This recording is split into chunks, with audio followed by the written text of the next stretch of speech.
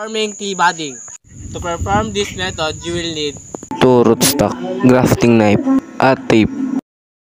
gumawa tayo ng healthy na katawan ng halaman na ito.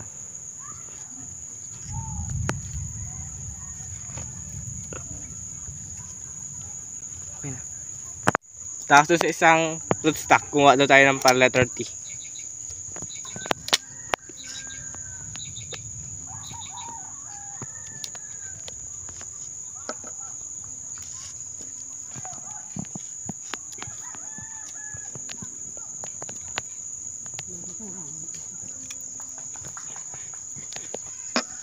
Tapos ilagay natin itong healthy part ng isang rootstock na kinuha natin kanina.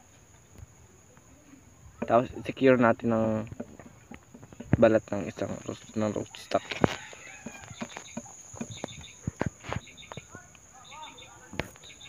Tapos balutan natin ng tape.